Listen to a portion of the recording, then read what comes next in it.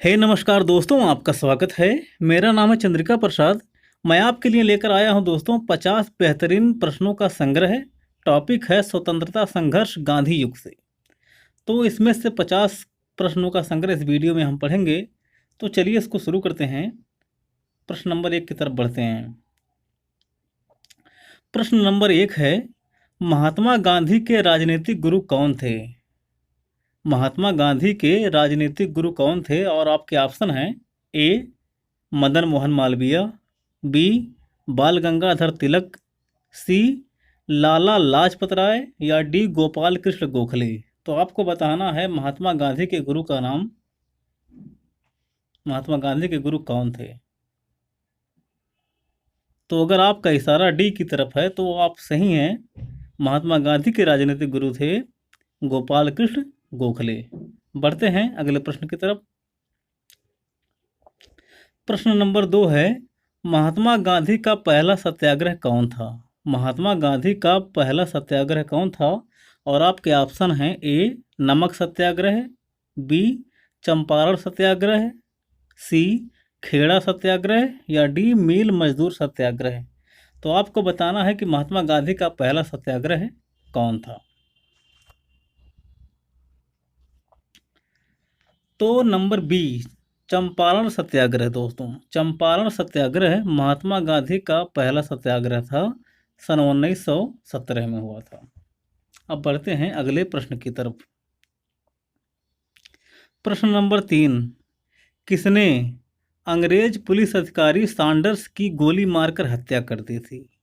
किसने अंग्रेज पुलिस अधिकारी सैंडर्स की गोली मारकर हत्या कर दी थी? और आपके ऑप्शन हैं: ए बटुकेश्वर दत्त, बी राम प्रसाद बिस्मिल, सी चंद्रशेखर आज़ाद, और डी भगत सिंह।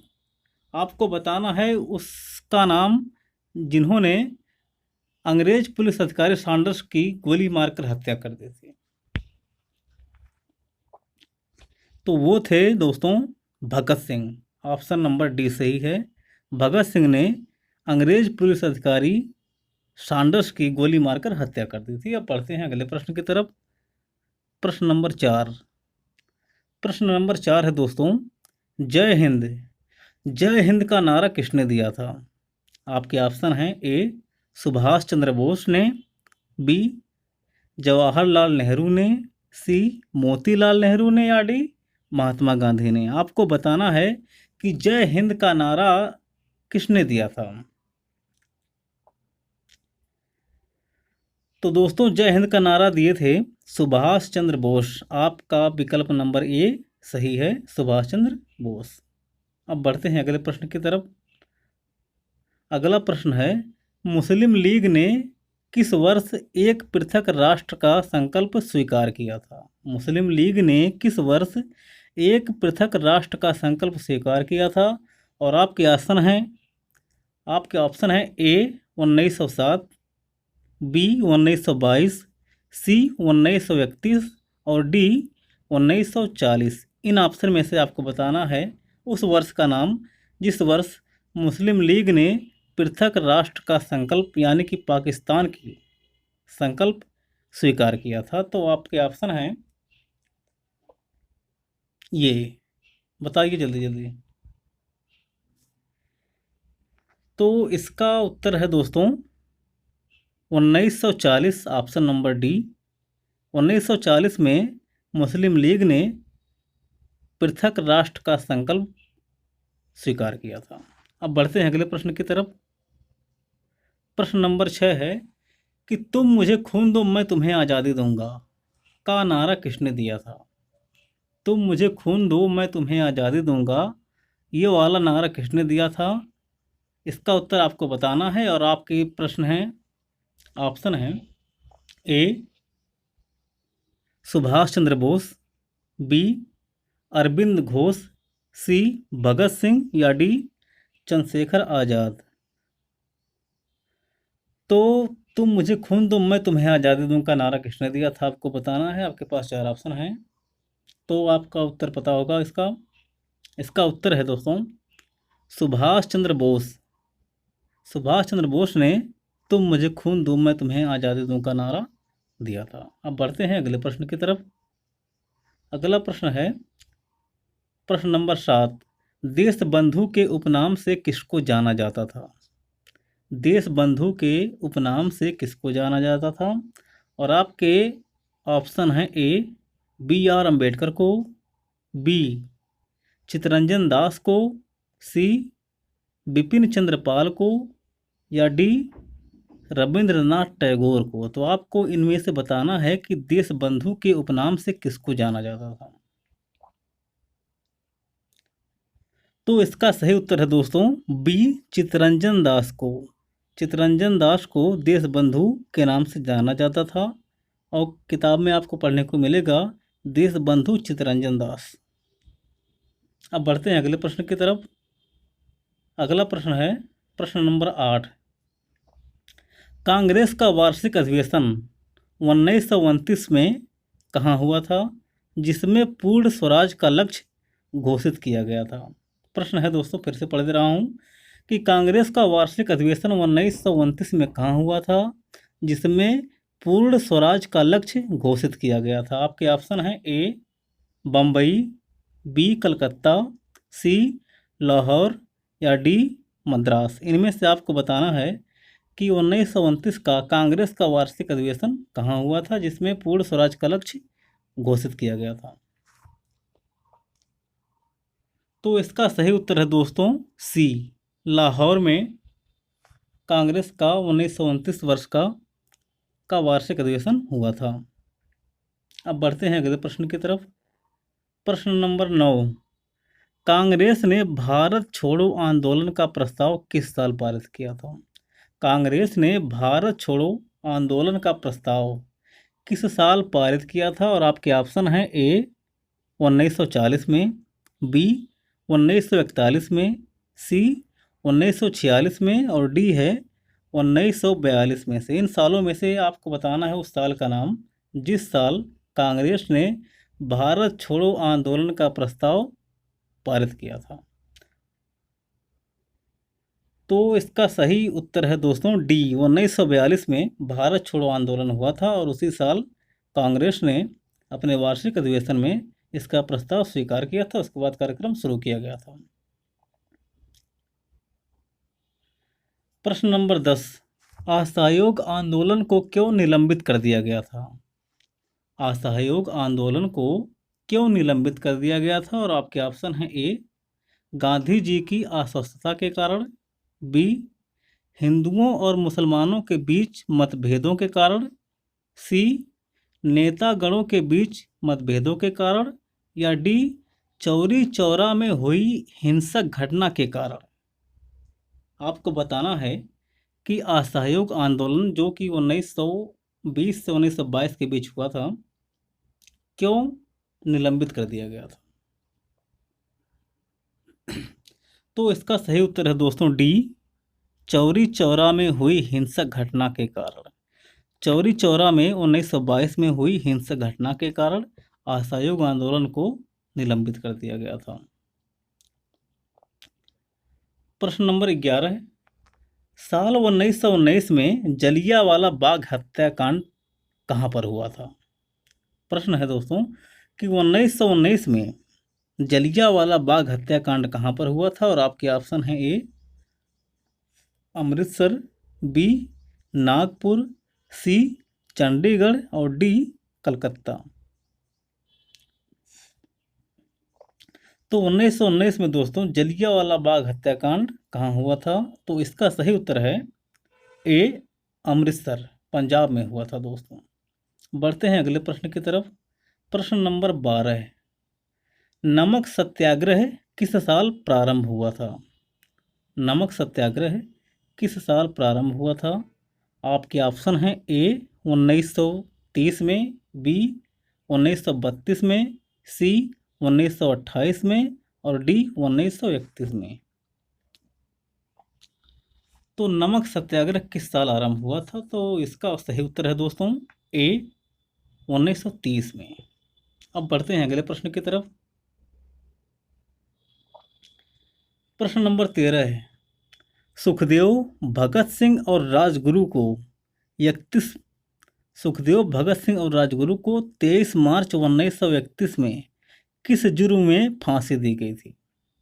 आपके ऑप्शन है ए 1928 में लाहौर में सैंडर्स की हत्या के कारण, बी काकोरी षड्यंत्र के कारण, सी 1929 में केंद्रीय विधानसभा में बम फेंकने के कारण, डी लाहौर षड्यंत्र के कारण। तो आपको बताना है कि सुखदेव, भगत सिंह और राजगुरु को 23 मार्च 1931 में किस जुर्म में फांसी दी गई थी? तो इसका सही उत्तर है दोस्तों ए 1928 में लाहौर में सैंडर्स की हत्या के कारण इन लोगों को फांसी दी गई थी। बढ़ते हैं अगले प्रश्न की तरफ। प्रश्न नंबर 14 है, गांधी इरविन समझौता 1931 में किससे संबंधित है? गांधी इरविन समझौता 1931 में जो हुआ था वह किससे संबंधित है? आपके प्रश्न हैं, विकल्प हैं आपके, ए भारत छोड़ो आंदोलन, बी सविनय अवज्ञा आंदोलन, सी असहयोग खिलाफत आंदोलन और डी रोलेट आंदोलन। इनमें से बताना है आपको कि गांधी इरविन समझौता 1931 में किससे संबंधित है। तो इसका उत्तर सही है दोस्तों। इसका सही उत्तर है सविनय अवज्ञा आंदोलन, ऑप्शन नंबर बी। बढ़ते हैं अगले प्रश्न की तरफ। प्रश्न नंबर 15 है, स्वतंत्र भारत के प्रथम गवर्नर जनरल कौन थे? स्वतंत्र भारत के प्रथम गवर्नर जनरल कौन थे?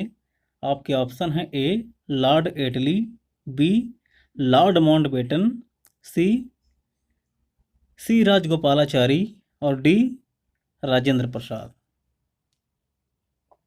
आपको बताना है कि स्वतंत्र भारत के प्रथम गवर्नर जनरल कौन थे। तो इसका सही उत्तर है दोस्तों B Lord Mountbatten. Lord Mountbatten जो है वो भारत के प्रथम गवर्नर जनरल थे स्वतंत्र भारत के।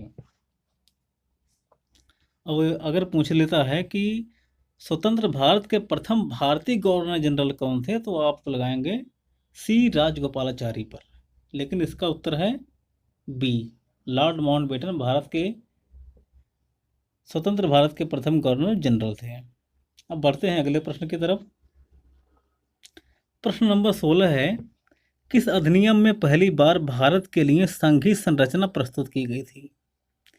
किस अधिनियम में पहली बार भारत के लिए संघीय संरचना प्रस्तुत की गई थी? और आपके ऑप्शन है ए 1909 का अधिनियम, बी 1919 का अधिनियम, सी 1935 का अधिनियम और डी 1947 का अधिनियम। इन अधिनियमों में से आपको बताना है कि किस अधिनियम में पहली बार भारत के लिए संघीय संरचना प्रस्तुत की गई थी। तो इसका सही उत्तर है दोस्तों सी 1935 का अधिनियम। 1935 के अधिनियम के द्वारा पहली बार भारत में संघीय संरचना प्रस्तुत की गई थी। अब बढ़ते हैं अगले प्रश्न की तरफ। प्रश्न नंबर 17 है दोस्तों, काकोरी कांड के नायक कौन थे? काकोरी कांड के नायक कौन थे, यह प्रश्न है। और आपके ऑप्शन है ए राम प्रसाद बिस्मिल, बी भगत सिंह, सी बटुकेश्वर दत्त और डी बरकतुल्ला। इनमें से आपको बताना है कि काकोरी कांड के नायक कौन थे। तो दोस्तों काकोरी कांड के नायक थे, ऑप्शन नंबर ए सही है, राम प्रसाद बिस्मिल थे। राम प्रसाद बिस्मिल काकोरी कांड के नायक थे। अब बढ़ते हैं अगले प्रश्न की तरफ। प्रश्न नंबर 18 है, 1932 को यरवदा जेल में 1932 को यरवदा जेल में महात्मा गांधी ने किसके विरोध में आमरण अनशन किया था? 1932 को यरवदा जेल में महात्मा गांधी ने किसके विरोध में आमरण अनशन किया था? और आपके ऑप्शन हैं ए सत्याग्रहियों पर ब्रिटिश दमन के विरुद्ध, बी गांधी इरविन पैक्ट के उल्लंघन के विरुद्ध, सी सांप्रदायिक पंचाट यानी कि कम्युनल अवार्ड के विरुद्ध और डी कलकत्ता में सांप्रदायिक दंगों के विरुद्ध। आपको बताना है कि महात्मा गांधी जो है 1932 में, महात्मा गांधी ने 1932 में यरवदा जेल में आमरण अनशन क्यों किया था? तो इसका उत्तर है दोस्तों विकल्प नंबर सी, सांप्रदायिक पंचायत यानी कि कम्युनल अवार्ड के विरुद्ध गांधी जी ने यरवदा जेल में आमरण अनशन किया था। इसके बाद पूना पैक्ट हुआ था। अब बढ़ते हैं अगले प्रश्न की तरफ। प्रश्न नंबर 19, महात्मा गांधी ने भूख हड़ताल को एक हथियार के रूप में पहली बार कब प्रयोग किया था? महात्मा गांधी ने भूख हड़ताल को एक हथियार के रूप में पहली बार कब प्रयोग किया था? आपके ऑप्शन हैं ए 1920-22 का असहयोग आंदोलन, ऑप्शन बी 1919 का रॉलेट एक्ट सत्याग्रह, सी 1918 का अहमदाबाद मिल मजदूर हड़ताल और डी बारदोली सत्याग्रह। तो दोस्तों इसका सही विकल्प है सी 1918 का अहमदाबाद मिल मजदूर हड़ताल। यहाँ पहली बार महात्मा गांधी ने भूख हड़ताल को एक हथियार के रूप में पहली बार प्रयोग किया था। बढ़ते हैं अगले प्रश्न की तरफ। प्रश्न नंबर 20, जलियांवाला बाग में गोली चलाने का आदेश किसने दिया था? जलियांवाले बाग में दोस्तों गोली चलाने का आदेश किसने दिया था? तो आपको पता है विकल्प नंबर सी सही है, जनरल डायर ने। जनरल डायर ने जलियांवाले बाग में गोली चलाने का आदेश दिया था। बढ़ते हैं अगले प्रश्न की तरफ। प्रश्न नंबर 21, महात्मा गांधी को सर्वप्रथम राष्ट्रपिता किसने कहा था? महात्मा गांधी को सर्वप्रथम राष्ट्रपिता किसने कहा था? आपके ऑप्शन है ए वल्लभ भाई पटेल, बी सी राजगोपालाचारी, सी सुभाष चंद्र बोस और डी जे.एल. नेहरू। तो महात्मा गांधी को सर्वप्रथम राष्ट्रपिता किसने कहा था? तो इसका सही विकल्प है दोस्तों सी सुभाष चंद्र बोस। सुभाष चंद्र बोस ने दोस्तों महात्मा गांधी को पहली बार राष्ट्रपिता कहकर बुलाया था। बढ़ते हैं अगले प्रश्न की तरफ। प्रश्न नंबर 22, भारतीय राष्ट्रीय कांग्रेस के सबसे अधिक समय तक अध्यक्ष कौन थे? भारतीय राष्ट्रीय कांग्रेस के सबसे अधिक समय तक अध्यक्ष कौन थे?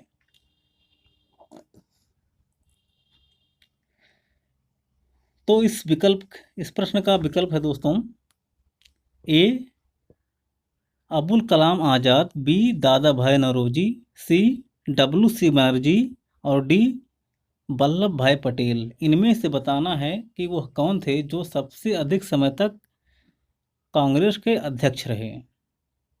तो इस प्रश्न का सही उत्तर है दोस्तों ए अबुल कलाम आज़ाद, 1940 से 1946 तक शायद। अब बढ़ते हैं अगले प्रश्न की तरफ। प्रश्न नंबर 23 की तरफ। प्रश्न नंबर 23 है दोस्तों कि जब 15 अगस्त 1947 को भारत ने अपनी पहली आज़ादी का जश्न मनाया तब महात्मा गांधी कहाँ थे? जब 15 अगस्त 1947 को भारत ने अपनी पहली आज़ादी का जश्न मनाया तब महात्मा गांधी कहाँ थे? आपके ऑप्शन है ए साबरमती आश्रम में, बी सेवाग्राम आश्रम में, सी नई दिल्ली में या डी कोलकाता में। तो उस समय दोस्तों महात्मा गांधी थे विकल्प नंबर डी सही है, कोलकाता में। महात्मा गांधी जी किसी काम से कलकत्ता गए थे तो उस समय वो वहाँ पर थे। बढ़ते हैं अगले प्रश्न की तरफ। प्रश्न नंबर 24, भारत एवं पाकिस्तान का विभाजन किस योजना के तहत हुआ था? भारत एवं पाकिस्तान का विभाजन किस योजना के तहत हुआ था उसको बताना है आपको। आपके ऑप्शन है ए माउंटबेटन योजना, बी क्रिप्स मिशन योजना, सी चेम्सफोर्ड योजना, डी बेबल योजना। इनमें से आपको बताना है दोस्तों कि भारत एवं पाकिस्तान का विभाजन किस योजना के तहत हुआ था।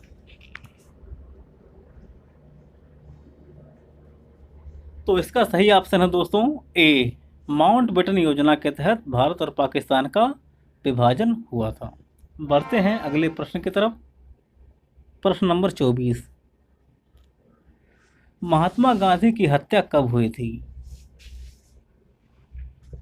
महात्मा गांधी की हत्या कब हुई थी? प्रश्न नंबर 25 है और इसका ऑप्शन है दोस्तों ए, 30 जनवरी 1947, बी 30 जनवरी 1948, सी 30 जनवरी 1946 और डी 30 जनवरी 1949। इनमें से आपको बताना है दोस्तों कि महात्मा गांधी की हत्या कब हुई थी।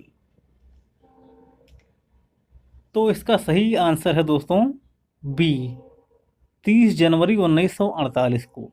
30 जनवरी 1948 को महात्मा गांधी की हत्या हुई थी।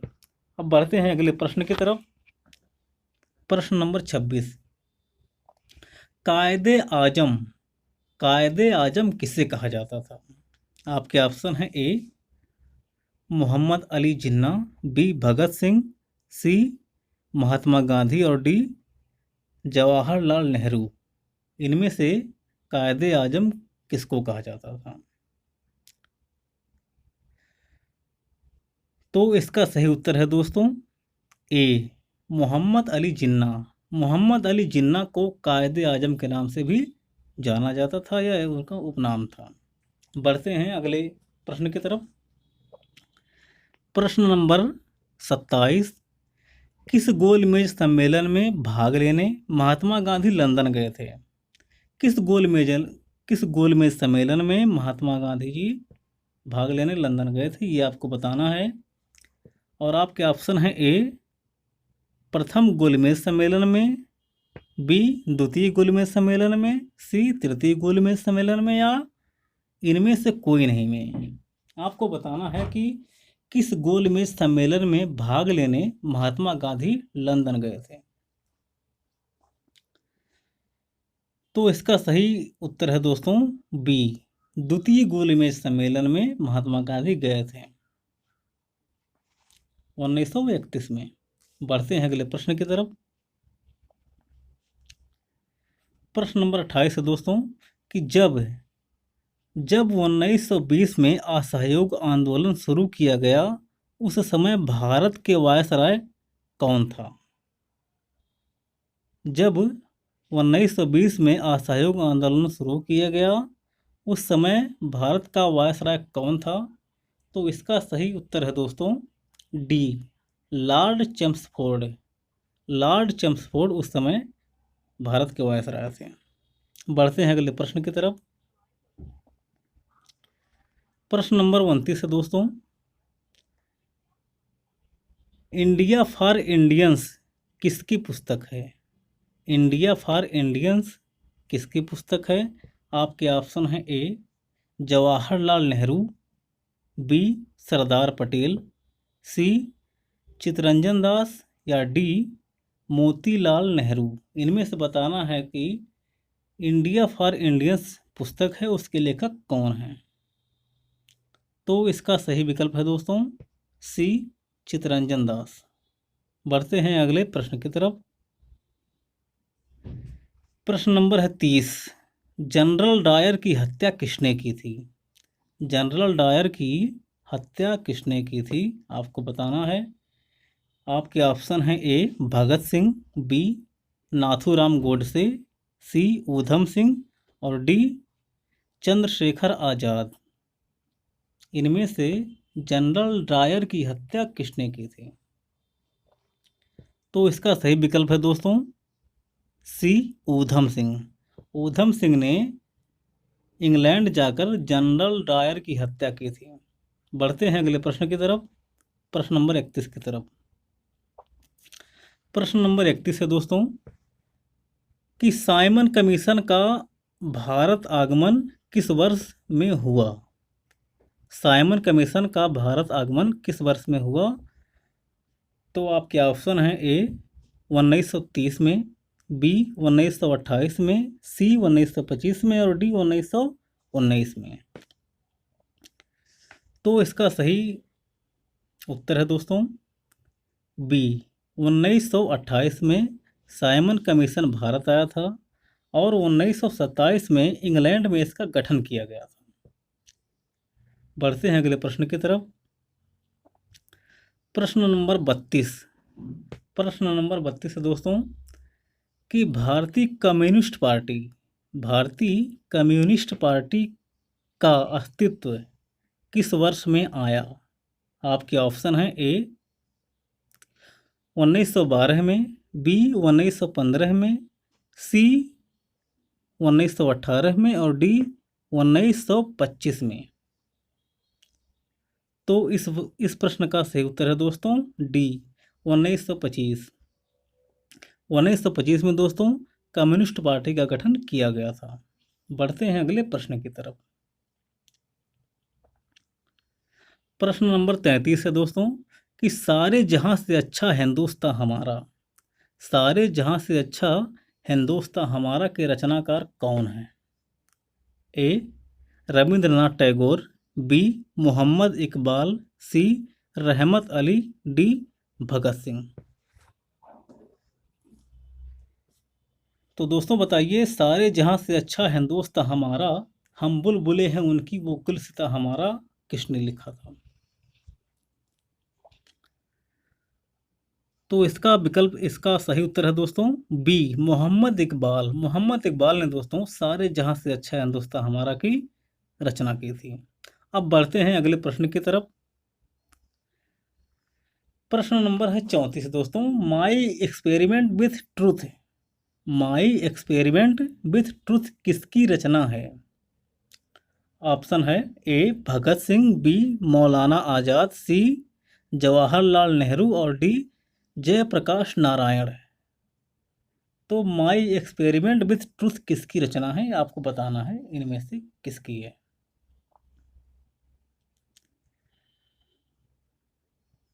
हाँ दोस्तों, तो इसका सही उत्तर है ए महात्मा गांधी। दोस्तों यह महात्मा गांधी की पुस्तक है माई एक्सपेरिमेंट विथ ट्रूथ। ये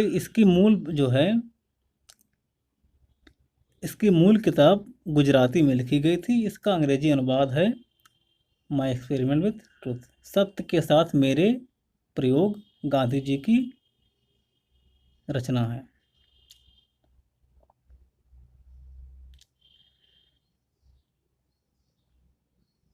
प्रश्न नंबर 35 से दोस्तों कि दांडी यात्रा में दोस्तों महात्मा गांधी ने कितनी दूरी तय करके नमक कानून का विरोध किया था? दांडी यात्रा में गांधी जी ने कितनी दूरी तय करके नमक कानून का विरोध किया था? तो इसका विकल्प है दोस्तों ए 248 किलोमीटर, बी 385 किलोमीटर, सी 284 किलोमीटर और डी 248 किलोमीटर। आपको बताना है कि महात्मा गांधी ने कितनी दूरी तय की थी साबरमती से दांडी तक, कितना दूर है। तो इसका सही उत्तर है दोस्तों बी 385 किलोमीटर।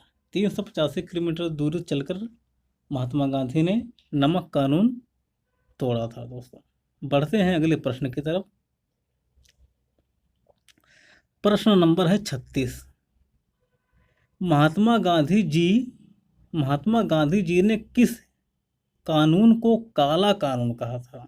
महात्मा गांधी ने किस कानून को काला कानून कहा था? और आपके ऑप्शन है: ए रॉलेट एक्ट, बी मॉन्टेग्यू घोषणा और सी हंटर आयोग और डी कैमुनल अवार्ड। तो आपको बताना है कि महात्मा गांधी जी ने किस कानून को काला कानून कहा था। तो इसका सही उत्तर है दोस्तों ए रॉलेट एक्ट। रॉलेट एक्ट 1919 को महात्मा गांधी जी ने काला कानून कहा था। बढ़ते हैं अगले प्रश्न की तरफ। प्रश्न नंबर 37 है दोस्तों, चंपारण सत्याग्रह के दौरान महात्मा गांधी के साथ कौन शामिल थे? चंपारण सत्याग्रह के समय महात्मा गांधी के साथ कौन कौन लोग थे आपको बताना है। और आपके ऑप्शन हैं इस प्रकार: ए वल्लभ भाई पटेल व विनोबा भावे, बी जवाहरलाल नेहरू व राजेंद्र प्रसाद, सी राजेंद्र प्रसाद व अनुग्रह नारायण सिंह, और डी महादेव देसाई व मणिबेन पटेल। चंपारण सत्याग्रह के दौरान महात्मा गांधी के साथ वहाँ कौन लोग थे? तो इसका सही उत्तर है दोस्तों राजेंद्र प्रसाद व अनुग्रह नारायण सिंह।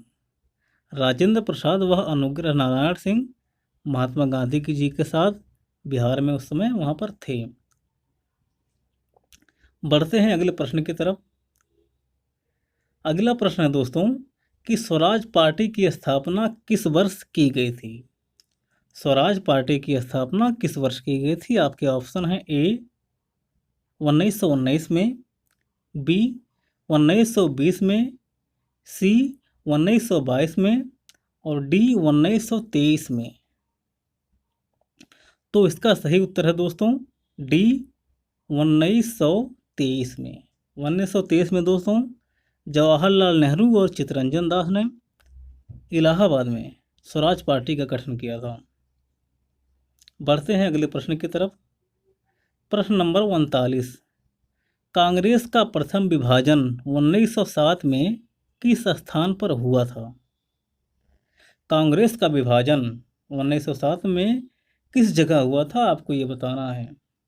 आपके ऑप्शन है ए बंगाल, बी लखनऊ, सी दिल्ली, और डी सूरत। तो इसका सही उत्तर है दोस्तों डी सूरत। सूरत में 1907 में कांग्रेस का प्रथम विभाजन हुआ था दोस्तों। बढ़ते हैं अगले प्रश्न की तरफ। प्रश्न नंबर 40 है दोस्तों कि लाल कुर्ती किसका लोकप्रिय नाम था? ए कांग्रेस समाजवादियों का, बी आज़ाद हिंद फौज के सदस्यों का, सी खुदाई खिदमतदारों का, और डी कम्युनिस्टों का। आपको बताना है कि लाल कुर्ती किसका लोकप्रिय नाम था। तो इसका सही उत्तर है दोस्तों सी खुदाई खिदमतदारों का। बढ़ते हैं अगले प्रश्न की तरफ। प्रश्न नंबर 41 है दोस्तों कि भारतीय राष्ट्रीय कांग्रेस 1947 में देश के विभाजन पर सहमत हुई, क्यों? भारतीय राष्ट्रीय कांग्रेस 1947 में देश के विभाजन पर सहमत क्यों हुई? आपको इसका उत्तर देना है और आपके विकल्प हैं ए गांधी जी द्विराष्ट्र सिद्धांत पर सहमत हो गए थे, बी ब्रिटिश सरकार के दबाव में, सी बड़े पैमाने पर सांप्रदायिक दंगों को टालना चाहती थी, और डी ऐसा ना करती तो भारत आज़ाद नहीं हो पाता। तो आपको बताना है कि भारतीय राष्ट्रीय कांग्रेस 1947 में देश के विभाजन पर क्यों सहमत हो गई थी। तो इसका सही उत्तर है दोस्तों सी उस समय कांग्रेस बड़े पैमाने पर सांप्रदायिक दंगों को टालना चाहती थी। बड़े पैमाने पर सांप्रदायिक दंगों को टालना चाहती थी। ये वाला विकल्प सही है दोस्तों। बढ़ते हैं अगले प्रश्न की तरफ। प्रश्न नंबर 42 है दोस्तों जलियांवाला बाग हत्याकांड के विरोध में नाइटहुड यानी कि सर की उपाधि किसने अंग्रेजों को वापस कर दी थी। जलियांवाला बाग हत्याकांड के विरोध में नाइटहुड यानी कि सर की उपाधि किसने अंग्रेजों को वापस कर दी थी। तो इसके विकल्प हैं दोस्तों ए तेज बहादुर सप्रू, बी आशुतोष मुखर्जी, सी रविंद्रनाथ टैगोर, और डी सैयद अहमद खां। तो इसका सही उत्तर है दोस्तों सी रविंद्रनाथ टैगोर जी ने जलियांवाले बाग हत्याकांड के विरोध में नाइटहुड यानी कि सर की उपाधि अंग्रेजों को उनकी वापस कर दी थी। बढ़ते हैं अगले प्रश्न की तरफ। प्रश्न नंबर 43 है दोस्तों स्वतंत्रता प्राप्ति के समय महात्मा गांधी थे। स्वतंत्रता प्राप्ति के समय महात्मा गांधी थे ये प्रश्न है। विकल्प है दोस्तों कि कांग्रेस कार्य समिति के सदस्य थे, बी कांग्रेस के सदस्य नहीं थे, सी कांग्रेस के अध्यक्ष थे, या डी कांग्रेस के महासचिव थे। उस समय बताना है कि स्वतंत्रता प्राप्ति के समय गांधी जी क्या थे।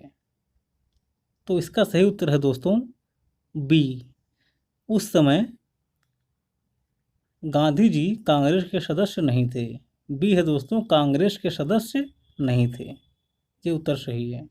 बढ़ते हैं अगले प्रश्न की तरफ। प्रश्न नंबर 44 है दोस्तों कि इंडियन स्ट्रगल किसकी पुस्तक है। इंडियन स्ट्रगल किसकी पुस्तक है। आपके ऑप्शन है ए महात्मा गांधी, बी जवाहरलाल नेहरू, सी सुभाष चंद्र बोस और डी सरदार पटेल। तो इंडियन स्ट्रगल किसकी पुस्तक है। तो इसका सही उत्तर है दोस्तों सी सुभाष चंद्र बोस। बढ़ते हैं अगले प्रश्न की तरफ। अगला प्रश्न है दोस्तों प्रश्न नंबर 45। कौन सी पुस्तक जवाहरलाल नेहरू द्वारा लिखी गई है। A passage to India, B my experiment with truth, C India for freedom, India means freedom और डी है डिस्कवरी ऑफ इंडिया। इनमें से कौन सी पुस्तक जवाहरलाल नेहरू ने लिखी थी। तो इसका सही उत्तर है दोस्तों D discovery of India. Discovery of India पुस्तक जवाहरलाल नेहरू द्वारा लिखी गई थी। बढ़ते हैं अगले प्रश्न की तरफ। प्रश्न नंबर 46। क्रिप्स मिशन को दिवालिया हुए बैंक के नाम का चेक कहा। ए डॉक्टर अंबेडकर ने, बी महात्मा गांधी ने, सी सरदार पटेल ने या डी मोहम्मद अली जिन्ना ने। इनमें से किसने क्रिप्स मिशन को दिवालिया हुए बैंक के नाम का चेक कहा था। तो इसका सही उत्तर है दोस्तों बी महात्मा गांधी जी ने दिवालिया हुए बैंक के नाम का चेक कहा था क्रिप्स मिशन को। बढ़ते हैं अगले प्रश्न की तरफ। प्रश्न नंबर 47 है दोस्तों 1923 में चित्तरंजन दास एवं मोतीलाल नेहरू ने कहाँ स्वराज पार्टी की स्थापना की थी। ए पटना, बी इलाहाबाद, सी लखनऊ या डी इनमें से कोई नहीं। तो बताना है आपको दोस्तों कि 1923 में चित्तरंजन दास और मोतीलाल नेहरू ने स्वराज पार्टी की स्थापना किस जगह पर की थी। तो इसका सही उत्तर है दोस्तों बी इलाहाबाद, प्रयागराज में दोस्तों इसका गठन किया गया था स्वराज पार्टी का। बढ़ते हैं अगले प्रश्न की तरफ। प्रश्न नंबर 48। चौरी चौरा नामक प्रसिद्ध स्थान कहाँ पर है। चौरी चौरा नामक प्रसिद्ध स्थान कहाँ पर है। आपके ऑप्शन है ए गोरखपुर, बी लखनऊ, सी इलाहाबाद और डी आगरा। तो इसका सही उत्तर है दोस्तों ए गोरखपुर में।